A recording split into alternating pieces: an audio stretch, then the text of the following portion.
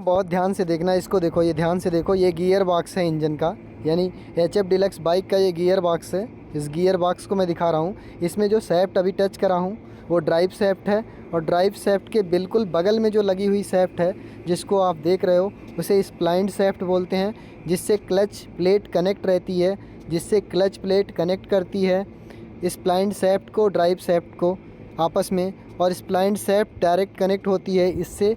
यानी ये जो है आपका इस साइड में जिसको आप दिखा रहा हूँ मैं, ये देख रहे हो ना, इसको आपको क्रैंक सैफ्ट बोलते हैं। इस साइड में जो बड़ा वाला सैफ्ट है जिससे क्रैंक रॉड कनेक्ट है, वो सैफ्ट जो कनेक्टिंग रॉड सामने दिख रही है ना, इस साइड में एकदम लास्ट में हैवी सा जो रिंग लगा हुआ है, और उसके साथ आप देख रहे हो बियरिंग भी लगी हुई है, बियरिंग दिख भी रही है।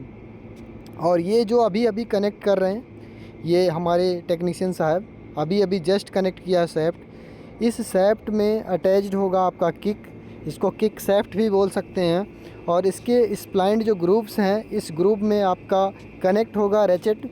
इस रेचेट को एक तरह का आपको किक गियर भी बोलते हैं कुछ लोग। इस रेचेट की सहायता से जब आप किक मारते हो तो वो प्रेशर जनरेट करती है, झटका जनरेट करती है किक अपने पोजीशन में आने के लिए। एक इसमें स्प्रिंग भी होता है, जो स्प्रिंग के कारण ये वापस अपने पोजीशंस में आती है। ये ऊपर जो देख रहे हो ये पूरा गैस्केट लगा दिया। गैस्केट के पहले इसमें सॉल्वेंट लगा हुआ है, वो सॉल्वेंट अधेसिव है जो पैक कर रहा है। और जो हाथ में ये ले रखा है जिसको आप देख रहे हो, जिसमें 2 रॉड्स लगी हुई हैं, 2 रॉड जिसमें जो है बोल्ट हैं जो कनेक्ट होंगी इंजन के सिलेंडर से। और ये जो कवर है इसको ट्रांसमिशन कवर बोलते हैं, जो हाथ में इन्होंने ले रखा है, अब ये रखेंगे इसको ट्रांसमिशन कवर क्यों बोलते हैं? क्योंकि इसके अंदर ट्रांसमिशन का पूरा सेटअप लगा हुआ है। ट्रांसमिशन क्या क्या, गियर बॉक्स है, कनेक्टिंग रॉड है, ठीक है, कनेक्टिंग रॉड के साथ साथ ये पूरा क्रैंक सैफ्ट है, और इसके साथ स्प्लाइंड सैफ्ट है, ड्राइव सैफ्ट है, और किक भी है इसी में।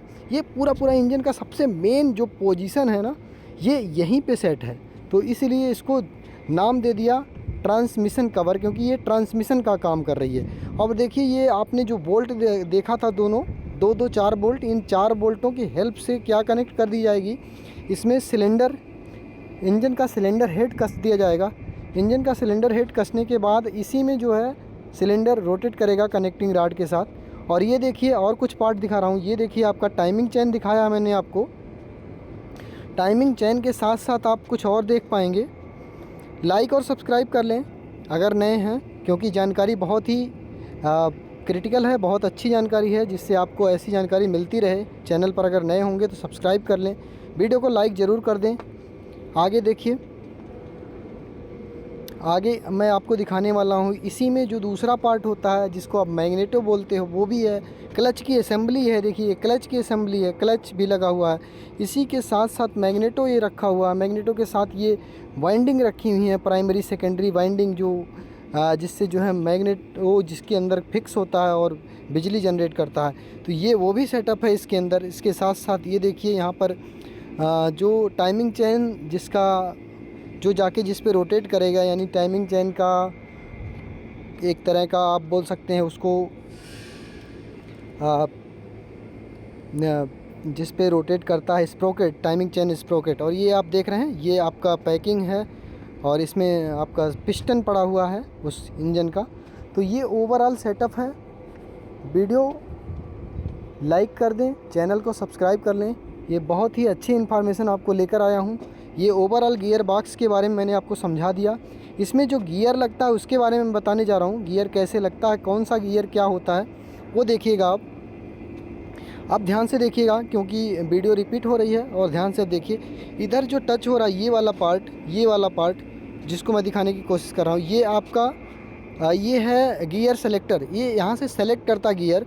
और ये सबसे बाहर की तरफ जो देख रहे हो, ये सबसे पहला वाला गियर, इसको एस्पर गियर से कनेक्टेड है। ये पहला गियर को बोलते हैं फर्स्ट गियर। इसके जस्ट नीचे जाओगे सेकंड, उसके जस्ट नीचे थर्ड। और ये लीवर जो शिफ्ट होता रहता है और गियर को कनेक्ट करता रहता है 1 बाय 1। ऐसे ही थर्ड के बाद ये फोर्थ। तो नीचे से सबसे पहला वाला जो पोजीशन है, सबसे बड़ा वाला जो गियर होता है उसको 1 गियर बोलते हैं, क्योंकि उसमें क्या होता है, जो बड़ा गियर है ना उसमें पावर ज़्यादा होती है। तो गियर नंबर 1 में पावर ज़्यादा होगी लेकिन रोटेशन कम होगा।